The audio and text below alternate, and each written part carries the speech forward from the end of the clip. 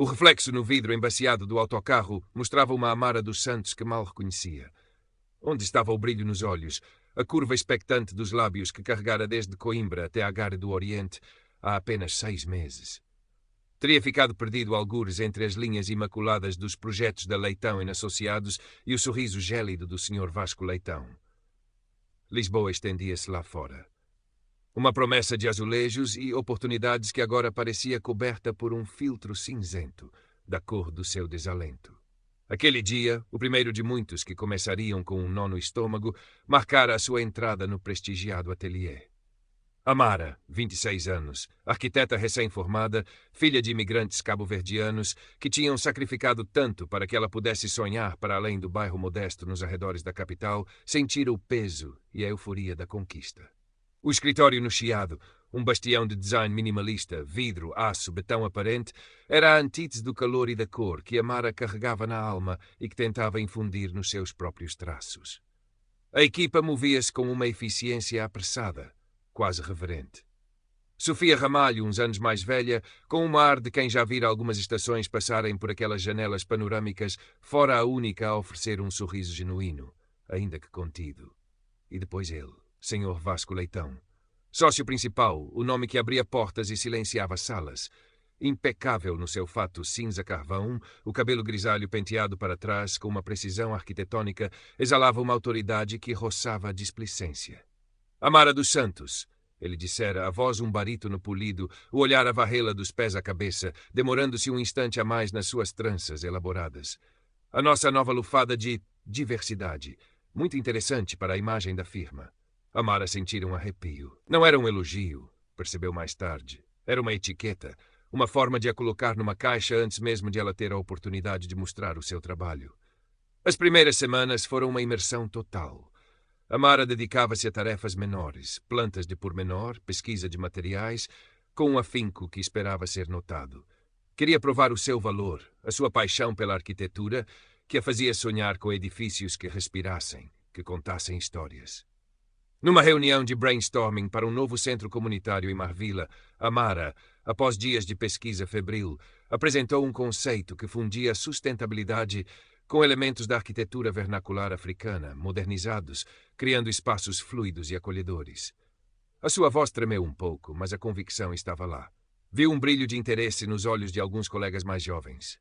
Publicamente, Leitão anuiu com a cabeça, um leve sorriso nos lábios. Uma abordagem. Ousada menina Santos. Mas mais tarde chamou-a ao seu vasto gabinete com vista para o Tejo. Amara, começou ele, o tom agora paternalista, quase condescendente. A sua ideia tem mérito, não me entenda mal, mas talvez seja demasiado étnica. Não sei se os nossos clientes ou mesmo a Câmara apreciariam algo tão específico. Aqui valorizamos uma certa universalidade, uma linguagem mais depurada. As palavras proferidas com a maior das calmas caíram como pedras no entusiasmo de Amara. Depurada. Significava branca? Universal queria dizer europeia?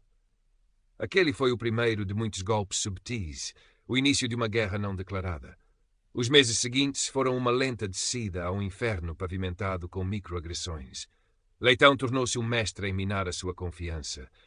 Interrompia constantemente em reuniões, muitas vezes para completar as suas frases com um floreio que lhe roubava a autoria, ou simplesmente ignorava as suas contribuições, passando a palavra a um colega branco, mesmo que menos qualificado. Interrompia constantemente em reuniões, muitas vezes para completar as suas frases com um floreio que lhe roubava a autoria, ou simplesmente ignorava as suas contribuições, passando a palavra a um colega branco, mesmo que FCT. As tarefas desafiadoras eram consistentemente atribuídas a outros. Para Amara, sobravam os desenhos técnicos fastidiosos, a organização de arquivos, a pesquisa de legislação obscura. É para ganhar calo, Amara, dizia ele, com aquele sorriso que não lhe chegava aos olhos. Todos começamos por baixo. Mas Amara via os seus colegas recém-chegados, brancos, a serem integrados em equipas de projetos estimulantes.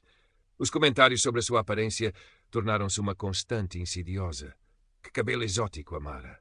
Dá imenso trabalho, não? Ou essas cores vibrantes alegram o escritório, sem dúvida.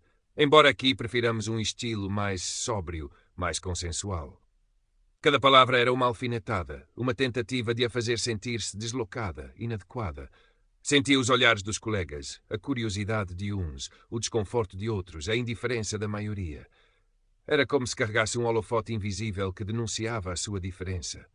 O isolamento começou a apertar-lhe o peito. Os convites para almoços informais da equipa eram raros.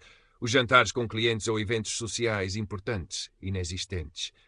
São coisas mais protocolares. Amara, fica para uma próxima, justificava Leitão quando ela ousava perguntar. A sua confiança, antes uma chama viva, começava a vacilar, a transformar-se numa brasa incerta. Começou a questionar o seu próprio talento. Seria ela realmente boa o suficiente? Ou seria que o problema não estava nela, mas na cor da sua pele, na textura do seu cabelo, na sua recusa em se apagar? Sofia Ramalho, a arquiteta que a recebera com um sorriso no primeiro dia, começou a aproximar-se. Discretamente partilhavam um café na copa, longe dos olhares curiosos. Sofia, com a sua inteligência perspicaz e um certo desencanto polido, já tinha visto Leitão em ação. Ele é assim, disse Sofia um dia, a voz baixa. Gosta de se sentir superior. E tu, Amara, com o teu talento e a tua autenticidade, pareces intimidá-lo, por mais absurdo que pareça. Os olhos de Sofia transmitiam uma compreensão que aqueceu Amara por dentro. O meu conselho: documenta tudo. E-mails, datas, comentários específicos. Pode ser útil. Amara começou a fazê-lo, um diário secreto da sua angústia. Cada entrada era um pequeno grito de resistência. As noites tornaram-se longas, povoadas por dúvidas e pela repetição mental dos comentários de Leitão. O seu refúgio era o seu pequeno apartamento em Alfama, onde, entre vasos de plantas e cadernos de esboços, tentava reencontrar a paixão que a levara até ali. A arquitetura, a sua forma de dar ordem e beleza ao caos do mundo, parecia agora manchada pela fealdade do preconceito. Houve um pequeno vislumbre de esperança quando Amara ganhou um concurso interno para o design de uma peça de mobiliário urbano para um jardim em Telheiras. Uma pequena fonte elegante e funcional. Leitão foi forçado a mencioná-la na reunião semanal da equipa. Parabéns à menina Santos pelo seu pequeno sucesso. Um incentivo para continuar a esforçar-se. As palavras, em vez de a elevarem, soaram como mais uma forma de a diminuir. Pequeno sucesso. A grande oportunidade, ou assim pensou Amara, surgiu quando a Leitão Associados decidiu participar num ambicioso concurso nacional para o projeto de um novo centro de artes performativas no Parque das Nações. Era a sua chance. Mergulhou no trabalho com uma energia renovada, quase desesperada. As suas noites e fins de semana foram consumidos por pesquisas, esboços, modelos 3D. Queria criar algo que fosse inegavelmente seu, inegavelmente brilhante. Um edifício que dialogasse com o rio e com a cidade, que fosse um farol de criatividade e inclusão. Sofia acompanhava o seu esforço, oferecendo apoio moral e críticas construtivas. Está incrível, Amara. Isto é... uau! Quando finalmente apresentou a sua proposta a Leitão, sentiu um misto de orgulho e pavor. Ele folheou os painéis, deteve-se nos renders, o seu rosto uma máscara impenetrável. Interessante, Amara. Muito. Ambicioso. Deixe comigo. Vou analisar com calma. Durante dias, Amara viveu numa ansiedade palpável. Revia mentalmente cada detalhe do projeto, cada argumento da sua apresentação. A descoberta veio por acaso, numa sexta-feira ao final da tarde.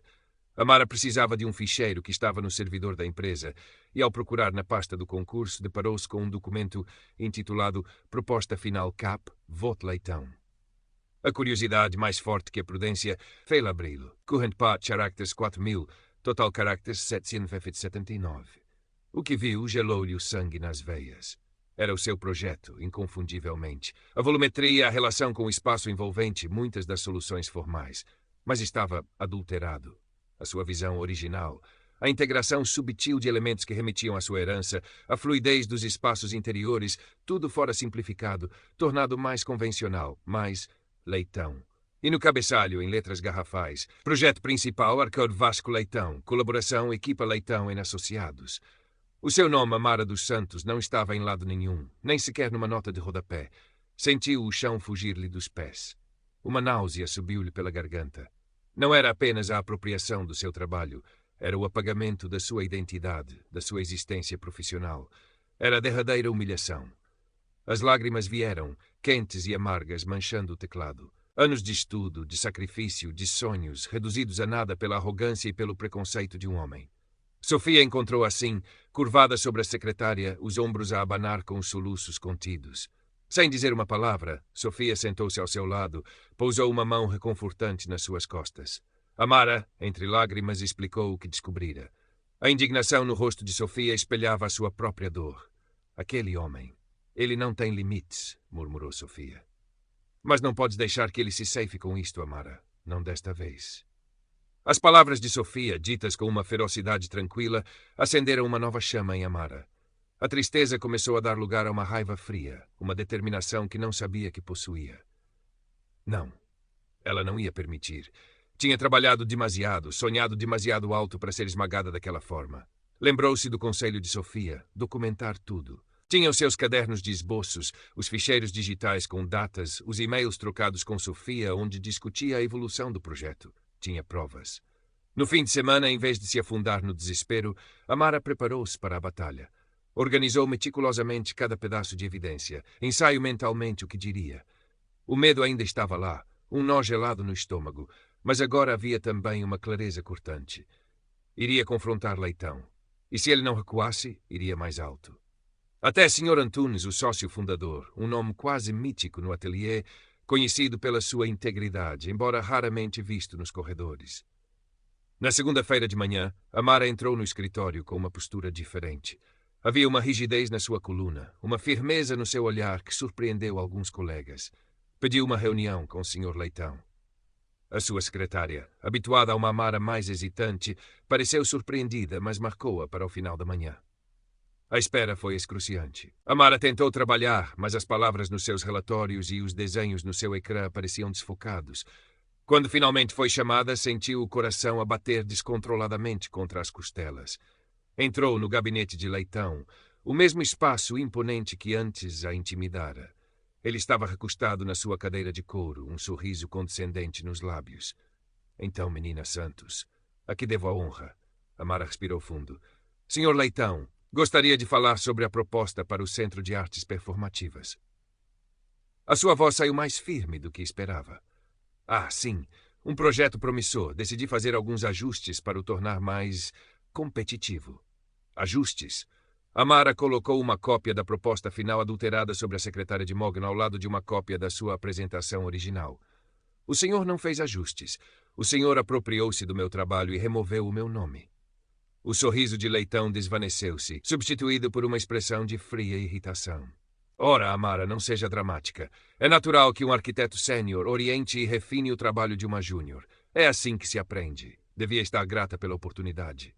Gata por ter o meu trabalho roubado e o meu nome apagado. A raiva, antes contida, começou a transparecer na sua voz. Eu dediquei meses a este projeto, Sr. Leitão. Cada linha, cada conceito é meu, e tenho como prová-lo. Leitão levantou-se, a sua figura imponente a pairar sobre ela. Está a fazer acusações muito graves, menina Santos. Insubordinação, difamação até. Aconselho a ter muito cuidado com as suas palavras. Uma jovem arquiteta como você a começar. Seria uma pena que a sua carreira terminasse antes mesmo de começar, por causa de uma birra. A ameaça era velada, mas inequívoca. Amara sentiu um arrepio de medo, mas não recuou. Olhou nos olhos. Não é uma birra, Sr. Leitão. É uma questão de justiça e de respeito profissional. Se o senhor não estiver disposto a corrigir esta situação, acreditar-me devidamente e a apresentar a minha visão original ao concurso, terei de levar este assunto a quem de direito. Houve um silêncio tenso. Os olhos de Leitão faiscaram. Ele parecia genuinamente surpreendido pela sua ousadia. Provavelmente esperava que ela se encolhesse, que pedisse desculpa. Quem de direito? Troçou ele. Acha que alguém vai acreditar numa estagiária zangada contra um sócio principal? Talvez não acreditem apenas na minha palavra, respondeu Amara, a voz a ganhar força, mas acreditarão nas provas, nos meus ficheiros, nos meus esboços, nas minhas datas, e talvez o Sr. Antunes se interesse em saber como os seus sócios tratam os arquitetos mais jovens e as suas ideias. A menção a Antunes pareceu abalar Leitão por um instante. Uma sombra de incerteza passou pelo seu rosto, rapidamente substituída por uma máscara de desprezo. Faça como entender, menina Santos, mas vai arrepender-se. Ele virou-lhe as costas, um gesto de dispensa final. Amara saiu do gabinete com as pernas a tremer, mas a cabeça erguida. O primeiro passo estava dado. Agora o mais difícil, cumprir a sua promessa. Durante o resto do dia, sentiu os olhares curiosos dos colegas. A notícia do confronto, de alguma forma, parecia ter se espalhado como um rastilho de pólvora silencioso. Sofia lançou-lhe um olhar de apoio disfarçado, um pequeno aceno de cabeça. No final do dia, Amara enviou um e-mail formal a Sr. Antunes, solicitando uma reunião urgente para discutir um assunto grave de ética profissional e propriedade intelectual dentro do ateliê. Anexou um resumo conciso da situação, sem adjetivos, apenas os factos. Clicou em enviar com o coração aos saltos. Agora era esperar. A resposta chegou na manhã seguinte. Um e-mail curto e direto da secretária de Antunes, marcando uma reunião para essa mesma tarde. Amara sentiu um misto de alívio e pavor. Estava a acontecer. Não havia como voltar atrás. Vestiu o seu fato mais profissional, um azul marinho que lhe dava uma aparência séria, mas escolheu uns brincos coloridos, um pequeno ato de rebeldia, uma afirmação da sua identidade. O gabinete de Sr. Antunes era diferente do de Leitão. Mais pequeno, mais austero, mas com um ar de dignidade tranquila. As paredes estavam cobertas de livros e fotografias a preto e branco de edifícios icônicos. O próprio Antunes, um homem na casa dos 70, com um cabelo branco farto e uns olhos azuis penetrantes, recebeu-a com uma cortesia formal. Não havia sorrisos fáceis, apenas uma atenção focada. Amara expôs o seu caso. Com a voz por vezes embargada pela emoção, mas mantendo a compostura, apresentou os seus painéis, os seus ficheiros digitais, as datas, os e-mails trocados com Sofia. Contou a história desde o início, as microagressões, a desvalorização constante, culminando na apropriação do seu projeto. Antunes ouviu em silêncio, sem a interromper, apenas fazendo uma ou duas perguntas concisas para esclarecer pontos específicos. O seu rosto era uma máscara, difícil de decifrar. Quando Amara terminou, houve um longo silêncio. O único som no gabinete era o tic-tac de um relógio de pêndulo antigo. Finalmente, Antunes pousou as mãos sobre a secretária. Obrigado por me trazer este assunto ao conhecimento, menina dos Santos. Levo estas alegações muito a sério. Permita-me analisar a documentação que me forneceu. Entrarei em contato consigo em breve. Amara saiu da reunião com uma sensação estranha. Não sabia se tinha sido ouvida, se Antunes acreditara nela. A sua impassibilidade era desconcertante. Os dias seguintes foram de uma tensão quase insuportável. O ambiente no ateliê era gélido. Leitão evitava cruzar-se com ela, mas Amara sentia o peso do seu ressentimento à distância. Alguns colegas olhavam-na com uma nova curiosidade, outros com uma simpatia velada. Sofia era o seu único porto seguro, oferecendo palavras de encorajamento e chávenas de chá quente. Uma semana depois, Amara foi novamente chamada ao gabinete de Antunes. Desta vez, Leitão também estava presente. O seu rosto estava carregado, os lábios finos numa linha dura. Antunes começou por dirigir-se a ambos. Analisei cuidadosamente a documentação fornecida pela arquiteta Santos e conversei longamente com o arquiteto Leitão. Fez uma pausa, o olhar a passar de um para o outro. Cheguei a uma conclusão. Amara prendeu a respiração. O coração parecia querer sair-lhe pela boca. Arquiteta Santos, continuou Antunes, a voz firme. As evidências que apresentou são substanciais e demonstram de forma inequívoca a sua autoria primária do conceito e do desenvolvimento significativo da proposta para o Centro de Artes Performativas. Houve, no mínimo, uma falha grave de julgamento e de ética profissional na forma como este processo foi conduzido internamente. Leitão fez menção de protestar, mas um olhar severo de Antunes silenciou-o. Consequentemente, prosseguiu Antunes, a proposta a ser submetida ao concurso será a versão original da arquiteta Santos, com os devidos créditos atribuídos a si como autora principal. O arquiteto Leitão supervisionará a finalização técnica, mas a visão criativa e a autoria são suas. Um turbilhão de emoções varreu Amara. Alívio primeiro, avassalador. Depois, uma espécie de incredulidade. Tinha conseguido. Tinha sido ouvida. Olhou para Leitão. O seu rosto estava pálido, os olhos a fuzilá-la com um ódio frio. Antunes continuou. Adicionalmente, o arquiteto Leitão será formalmente advertido pela sua conduta. E quero deixar claro que este ateliê não tolera qualquer forma de apropriação indevida, de trabalho intelectual ou tratamento desrespeitoso entre os seus colaboradores. Esperamos os mais altos padrões éticos de todos, especialmente daqueles em posições de liderança. A reunião terminou pouco depois. Leitão saiu apressadamente, sem dizer uma palavra. Antunes apertou a mão de Amara. Espero que este episódio lamentável fique para trás, arquiteta Santos. O seu talento é evidente. Continue o bom trabalho. Nos dias que se seguiram, a notícia espalhou-se pelo ateliê. Houve um misto de reações. Alguns colegas mais jovens, especialmente mulheres, felicitaram Amara discretamente, admirando a sua coragem. Outros, mais alinhados com Leitão, mantiveram uma distância fria. O próprio Leitão passou a ignorá-la ostensivamente, comunicando apenas através de e-mails formais e impessoais, quando estritamente necessário para a finalização da proposta do concurso. A proposta original de Amara foi submetida. Não ganhou o Prémio Nacional. Este foi para um ateliê maior, com mais nomeada, mas recebeu uma menção honrosa, um reconhecimento significativo para uma jovem arquiteta. Mais importante do que qualquer prémio, porém, era a vitória pessoal de Amara. Tinha enfrentado o seu algoz e a injustiça, e não se deixara esmagar. A sua relação com Sofia fortaleceu-se. Tinham agora uma cumplicidade nascida da adversidade partilhada, um entendimento mútuo que ia para além das palavras. O ambiente no Leitão e na Associados continuava a não ser o ideal. A tensão com Leitão era palpável, e Amara sabia que ele não lhe perdoaria facilmente o desafio à sua autoridade. Mas algo mudara fundamentalmente dentro dela. O medo dera lugar a uma calma vigilante. A dúvida fora substituída por uma confiança mais enraizada, não no sistema, mas em si mesma, na sua voz, na sua capacidade de lutar pelo que era certo. Current Part Characters, 396 Total Characters, 1960. Nos meses que se seguiram à confrontação e à decisão de Sr. Antunes, Amara sentiu uma mudança subtil, mas significativa na dinâmica do ateliê. O respeito que conquistara não era universal, mas era palpável entre aqueles que valorizavam a justiça ou que, secretamente, também se tinham sentido diminuídos pela arrogância de Leitão. Ele, por sua vez, mantinha uma distância gélida, a sua autoridade um pouco arranhada, a sua reputação interna manchada pela repreensão formal. Já não detinha o mesmo poder incontestado sobre o ambiente. Amara recebeu a responsabilidade por um projeto mais pequeno, a reabilitação de um antigo armazém na Ellison's Factory para um espaço cultural polivalente. Era um desafio considerável, mas era seu. Mergulhou nele com a paixão de sempre, mas agora com uma nova camada de resiliência.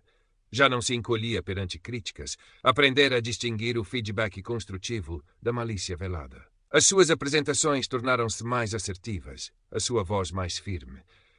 Continuava a usar as suas cores vibrantes e o seu cabelo como queria. Já não eram apenas uma expressão da sua identidade, mas também um símbolo silencioso da sua recusa em se conformar com moldes que não lhe serviam. Os comentários depreciativos rarearam, substituídos por um respeito relutante ou, no mínimo, uma cautela prudente por parte de alguns.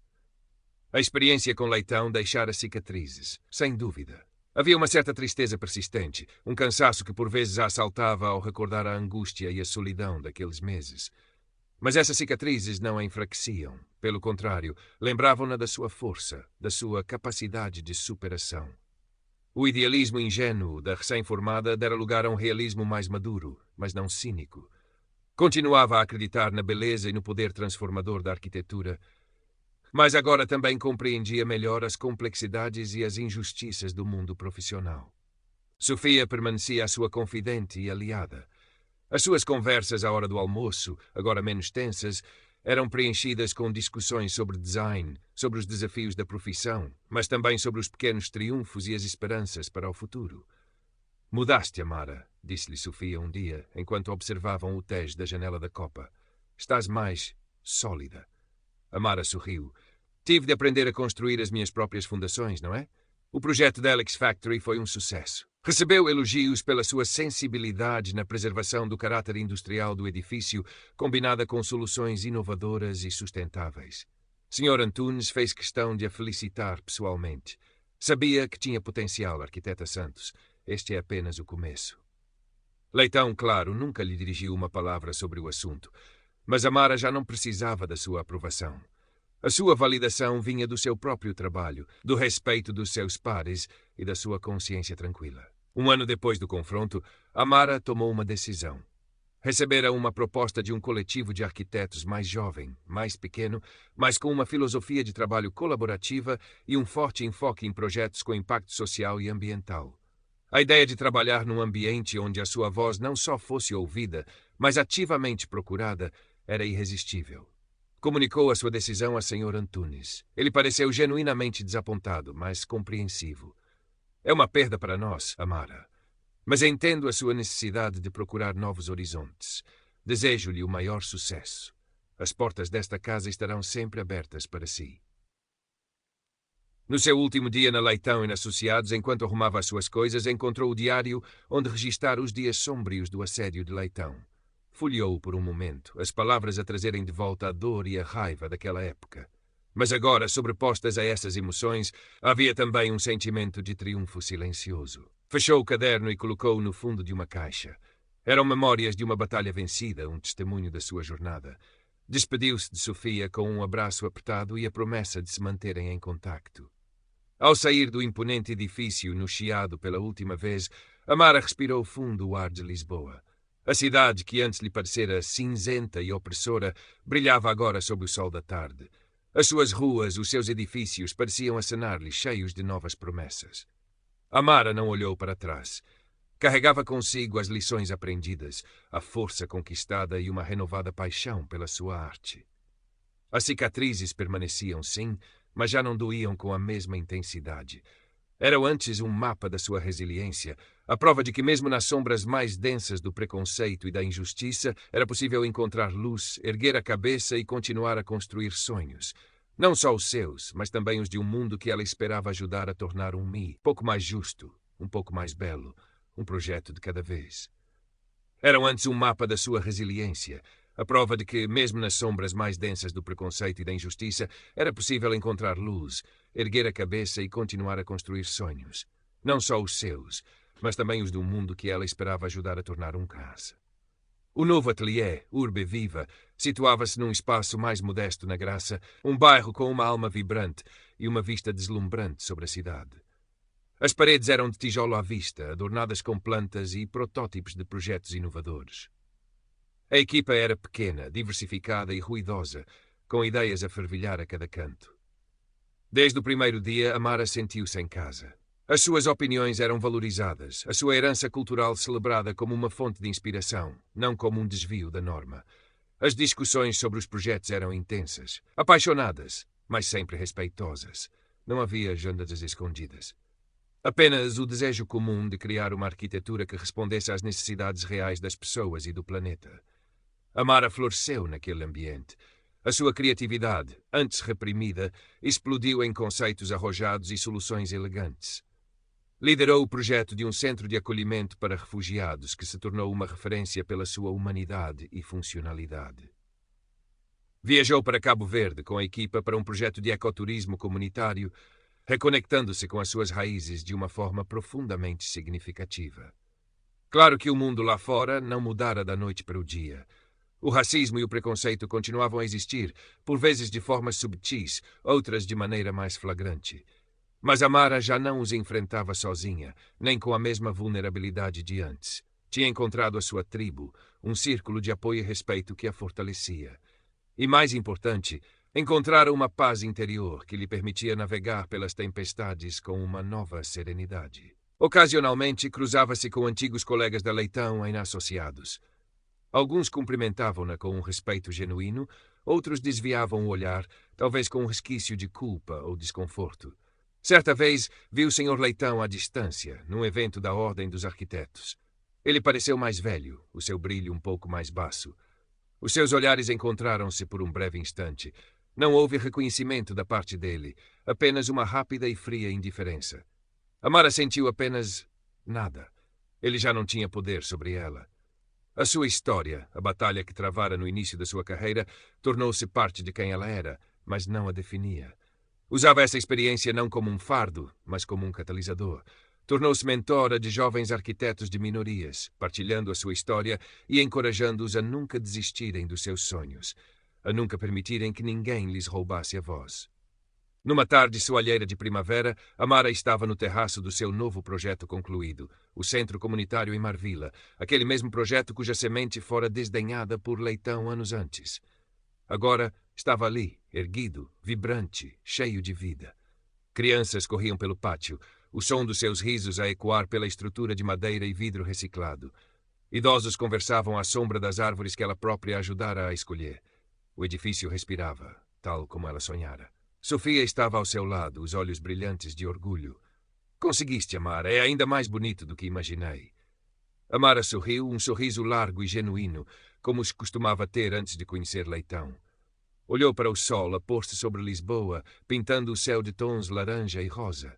As cicatrizes ainda lá estavam, finas linhas prateadas na sua alma, mas agora eram apenas isso.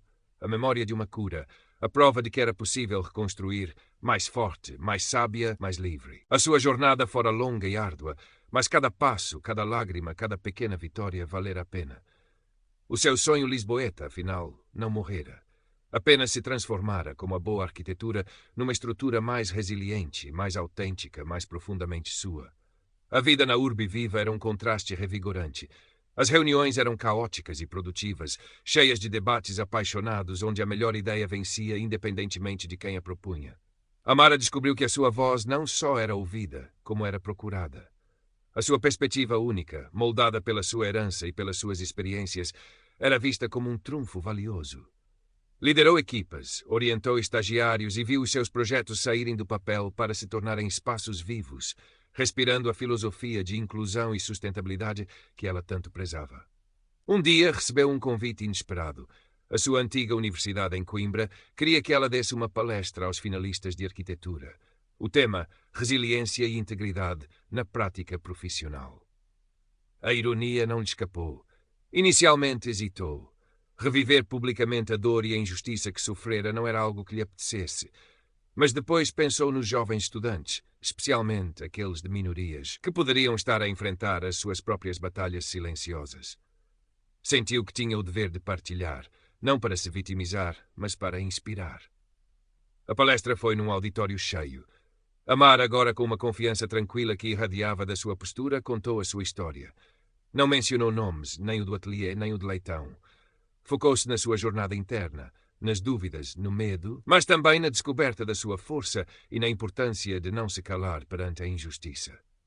Falou sobre o poder da documentação, da procura de aliados e da necessidade de se manter fiel aos seus valores, mesmo quando o custo parecia demasiado alto. No final, houve um silêncio profundo, seguido de uma ovação de pé. Muitos estudantes aproximaram-se depois, os olhos brilhantes de emoção e gratidão. Uma jovem negra com um cabelo afro magnífico disse-lhe com a voz embargada: "Obrigada. Precisava de ouvir isto, de saber que não estou sozinha e que é possível vencer." Naquele momento, Amara compreendeu que a sua experiência, por mais dolorosa que tivesse sido, podia agora servir um propósito maior. As suas cicatrizes não eram apenas suas, eram um farol para outros. A sua reputação como arquiteta talentosa e íntegra cresceu. Os seus projetos ganharam prémios, não os de grande ostentação, mas aqueles que reconheciam o impacto social e a inovação com propósito.